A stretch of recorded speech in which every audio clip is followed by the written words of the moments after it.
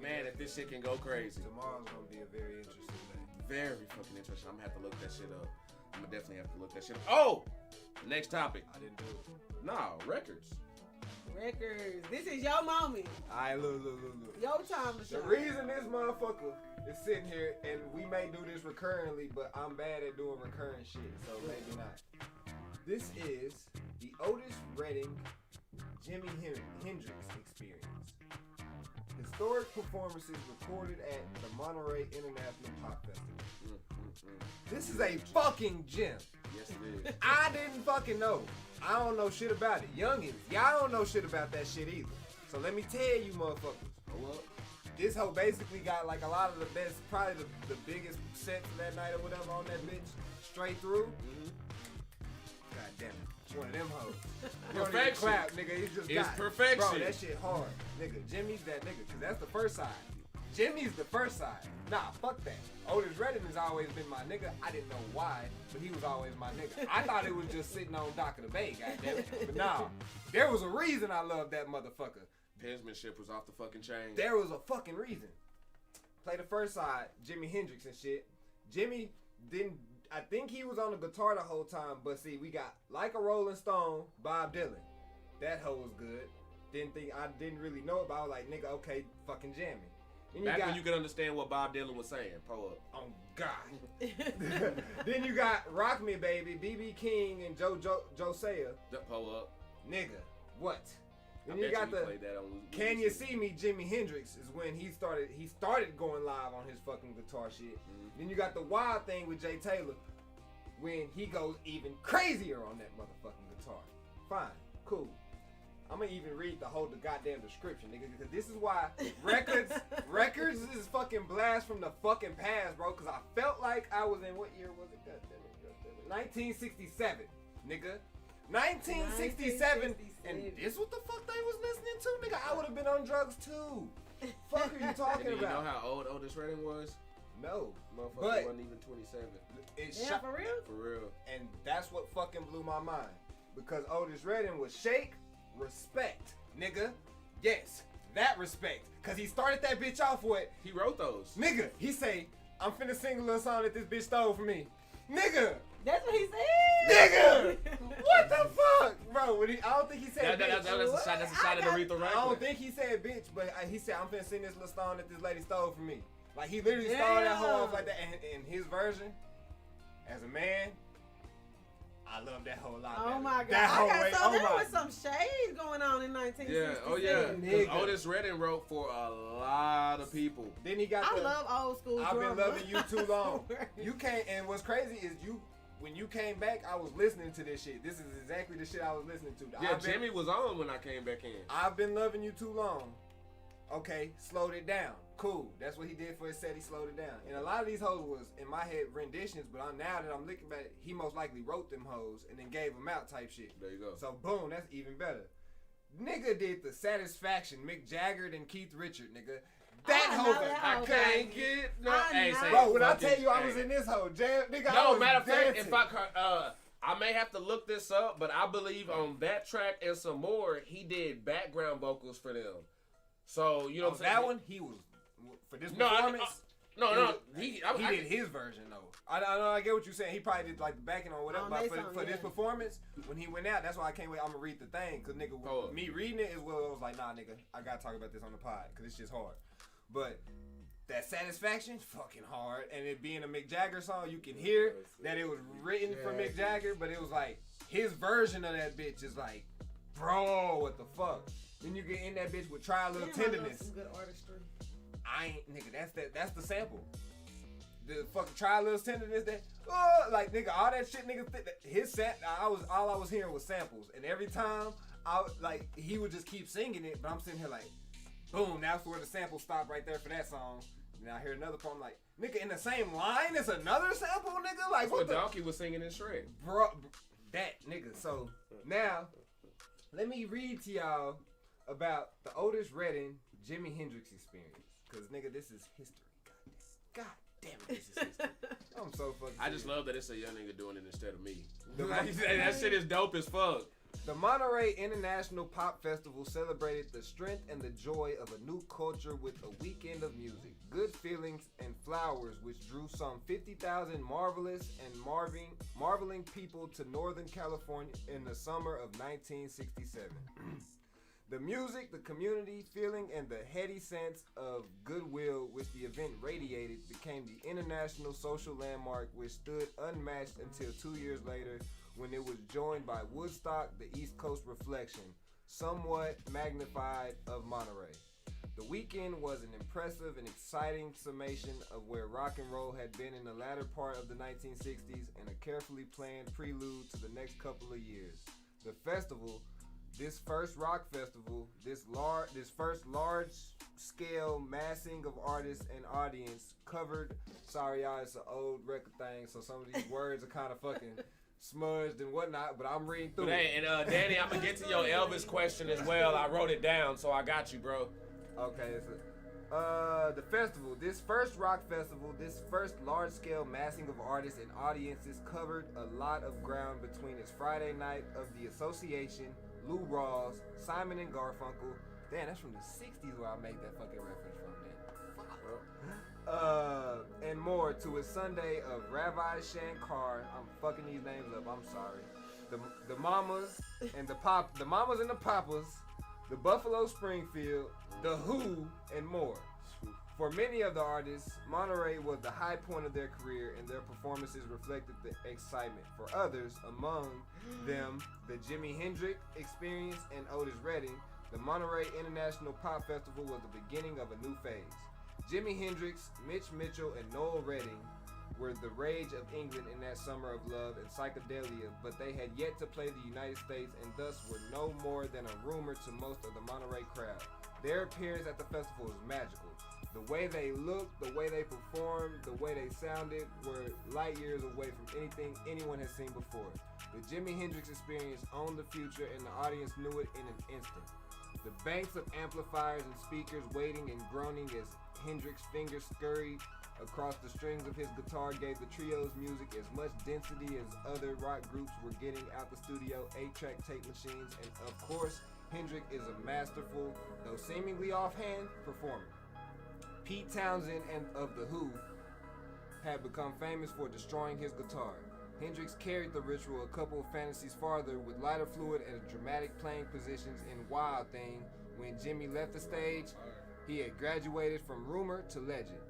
Otis Redding had been performing and recording for 5 years, but his fame and following, despite a couple of undeniable hit records, were largely confined to black rhythm and blues audience in America and to Europe, where he and the Stax/Vault Revue had a justly fanatic following. The Monterey International Pop Festival was comprised of rock people who were still a year or two away from rediscovering their roots. The Love Crowd, as he characterized them. Damn, that was an ugly sentence. It's difficult to describe the extent of his impact Saturday night. He was the last act in a day of music which had left spectators satiated and pleasantly exhausted. Redding went on around midnight, close to the curfew agreed upon the festival organizers and the local police department and sheriff's office. Booker T and the MGs and the Marquis had played a brief instrumental set and stayed on stage to back Redding. Within moments after Otis Redding hit the stage, the crowd was on his feet and, for the first and only time in a weekend of 5 massive concerts, was impulsively rushing towards the stage to dance in the warmth of his fire. He rocked and rolled past the curfew with a dazzling performance which no one could think of stopping. That night, he gave the Monterey International Pop Festival its high point, and he was embraced by the rock crowd as a newfound hero. 6 months later, he was killed in a plane crash, leaving Monterey as perhaps the high point in his performing career. This is from Pete Johnson. Nigga, when I read that fucking shit, and now you said he was fucking 27, which starts probably the 27 Club? No, but I'm saying like 27 then, but like all of those hits, like Respect and everything like earlier. that was way earlier. That's what I'm saying. You know what I'm saying? So in his early 20s. like he would by the time Otis Redding was already He said writing 5 years, so that means 22. At this point, he but was... at 17, 18, he was fucking on. That's what I'm saying. So it's like, nigga. When I read that, I was reading this shit. Like, okay, cool. And then it ended like, I'm like, bet. But then I played the bitch. Jimi Hendrix is side 1 with the how I described it, all that stuff with Jimi Hendrix playing in the back. Yeah. Side 2 is Otis Redding, which is most likely his whole set from that night. Nigga. And one of like the last performance. You know Yeah, what I'm saying? Or good. like one of his last performances. And Bro. he died 6 months later. And it's fucking great. Nigga, like when I tell you that set, it felt like church, but it wasn't church music. So you know that shit that where you just wanna, nigga, I'm in that house flicking the lighter and shit. I'm just That's in why that house. motherfuckers used to get mad back in the day when the church people back then, that was the stuff that they were, oh, that's that devil music and stuff like that. It's now, like, bro, what the? now it's making sense. It's like that vibe.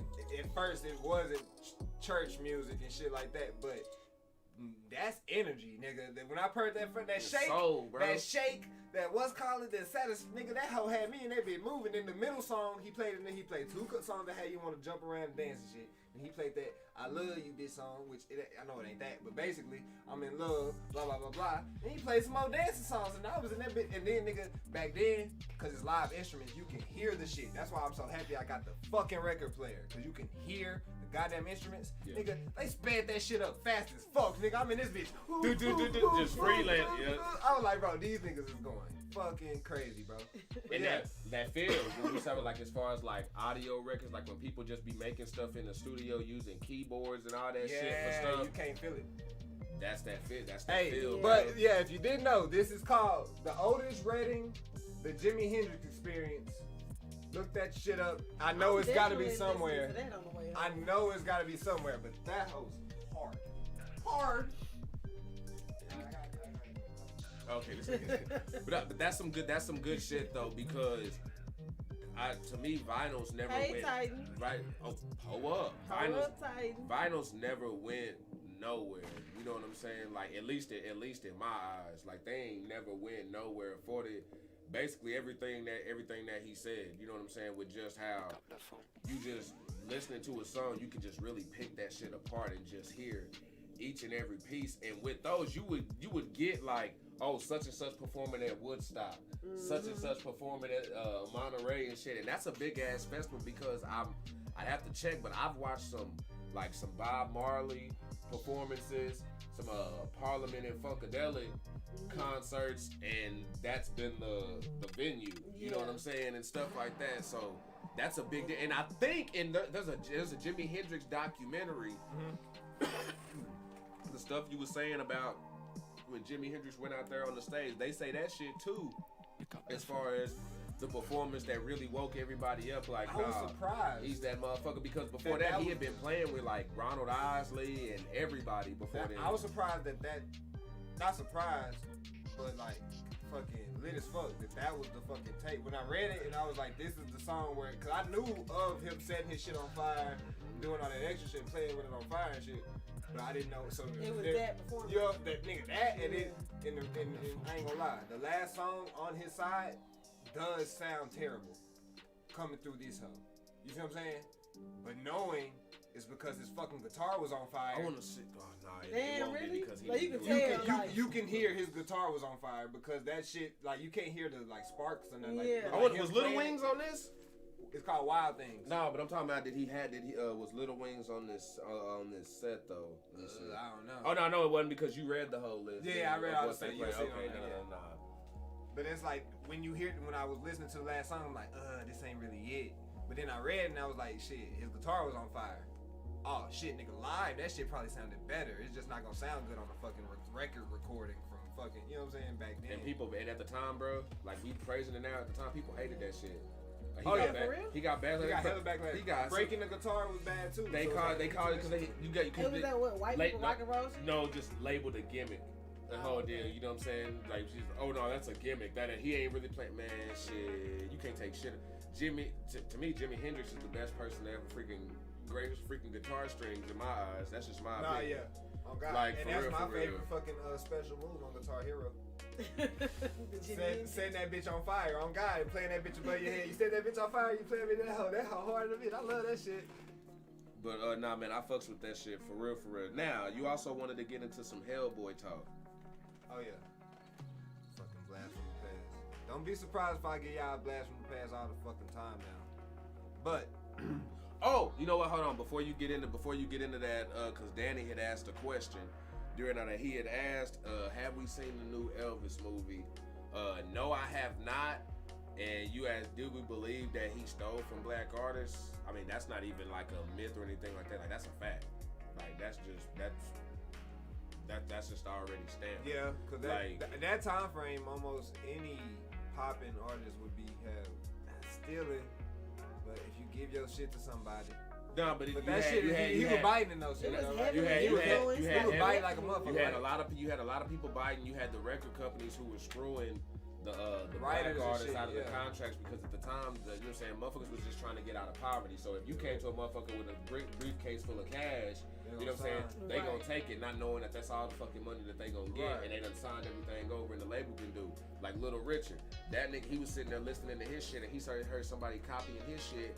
That's why he used to play real fast and reckless, because he had to play that shit in a way that couldn't nobody else go and copy his shit live. Do we blame him? When he did what? Who do we blame in that instance? Both are at fault because I'm saying, do we blame the white artists, like the Elvises of that instance? No, I would still blame the originators because I understand. Listen, I understand people was getting screwed out their contracts and stuff like that, but as far as reading and granted, I understand some of our ancestors didn't have education and had to start working at 10 and stuff like that. I get all of that, but when it comes to doing business though, business is business, and you gotta be on your shit. So when it comes to that paperwork, it's like, yeah, hey, that's fucked up. Yeah, homie, got it, but you should have read the paperwork, bro. You shouldn't have been so quick to sign just because I'm not gonna get. And that goes for Little Richard. That goes for fucking Muddy Waters. That goes for fucking Chuck Berry. Like anybody, Otis Redding. You know what I'm saying? Like anybody, like regardless what it is, because you see it now. It's going to sports. How many sports stories y'all done seen where somebody done got a hold of them, like while they young, whether it's a family member or like some type of boost or whatever, and then they'll start managing their finances and shit, and then start swiping everything that they done got. You know what I'm saying? They take all their shit because they done let somebody else be in control of their shit while they just want to focus on the art. And it's just like, you can't do that. Not when you talking fame. You gotta be about the business side. Shit, it depends on what you want. If you wanted to, like, philosophy wise, if you just about the art, if you literally don't care, then fuck it. There you go. Matter, you know what I'm saying? Just don't come cry later or whatever like that, expecting a sob story. But somebody like Sly and the Family Stones, he's the one case which, shout out to not just Texas but Dallas. Again, another fucking great.